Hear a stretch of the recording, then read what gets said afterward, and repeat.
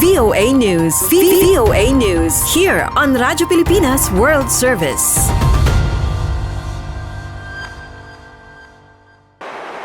When commanders across the globe need more American military power, they often turn to Marine Expeditionary Units, or MEUs. Each unit is a team of about 2,000 Marines and sailors who deploy on amphibious warfare ships.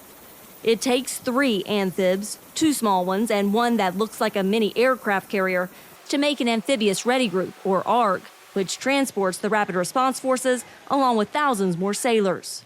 Once deployed, these Marines and sailors are the military's Swiss Army knife, providing everything from strike power to non-combatant evacuation operations to disaster relief. Amphibs are vital to us. They're an existential part of who we are as Marines.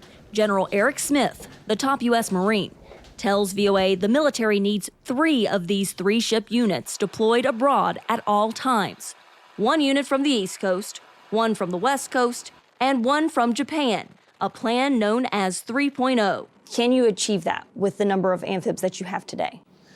With the number of amphibs that we have ready today, no. I have the Marines and I have the squadrons and I have the battalions and the batteries to do it. I just don't have the amphibs. The ship shortage saga, which has steadily worsened since the early 2000s, has divided the Marine Corps and the Navy. While America was busy fighting wars in Iraq and Afghanistan, its amphib fleet, plagued with maintenance deferments and delays, fell into disrepair, says Shelby Oakley with the Government Accountability Office. You're running these ships to ground, not taking care of them. So this is kind of equivalent to just driving your car and never changing the oil and expecting it to last 15 years. It's just not going to be the case.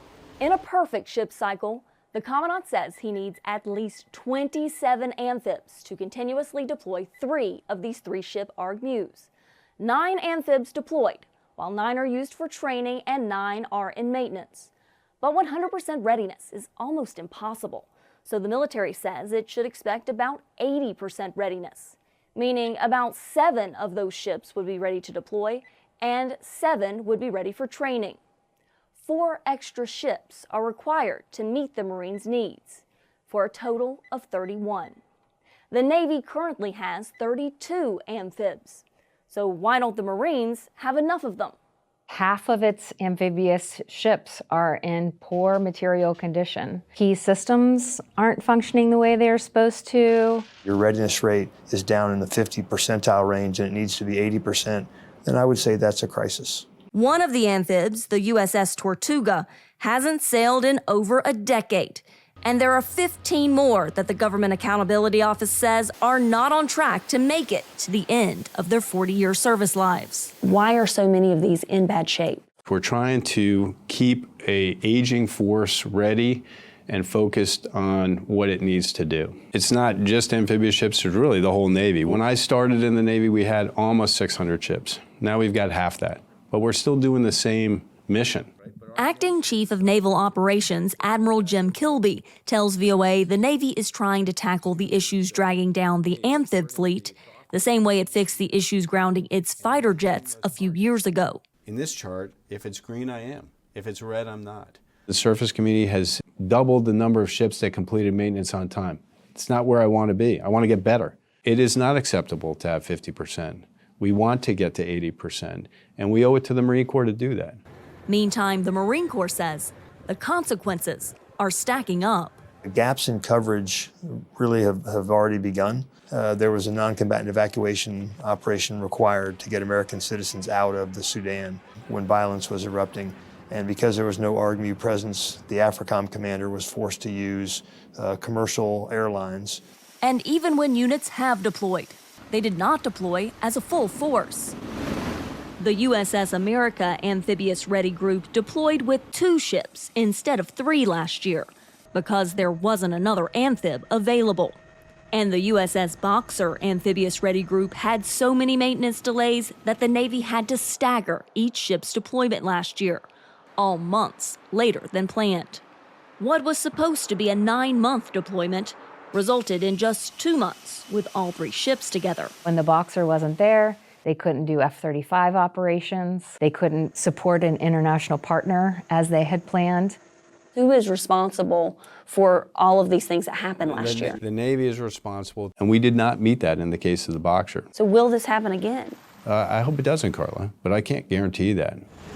The 31st Marine Expeditionary Unit completed its last patrol aboard the USS America Amphibious Ready Group this month. The next deployment of one of these 3-ship ARG-MUs from the East Coast or Japan is still months away, and officials say one likely won't deploy from the West Coast until 2026.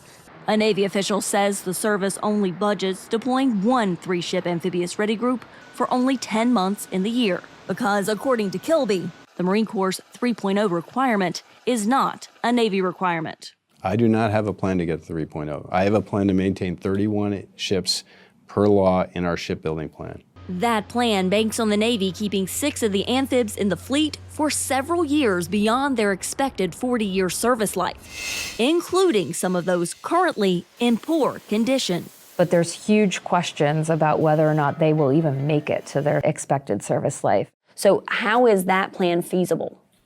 So we have to plan the availabilities to go do the work necessary to get them to a life cycle health assessment above poor. This is going to take at least a decade to fix. Yep. What happens if we find ourselves in a conflict with China and we start losing more ships? We're going to have a problem. The whole point for having the ARG-MU out is to prevent conflict. Kilby says the Navy wants the problem solved by 2027, the year China's leader Xi Jinping has ordered the military to be prepared to take Taiwan. We have the Navy we have. That's the Navy we're going to have largely in 2027, and we just need to operate it more efficiently and effectively. Experts say if Beijing attempts to take Taiwan, it could catapult the U.S. and China into war, while the amphib fleet is struggling to stay afloat. Carla Babb, VOA News, the Pentagon. VOA News. VOA News. Here on Radyo Pilipinas World Service.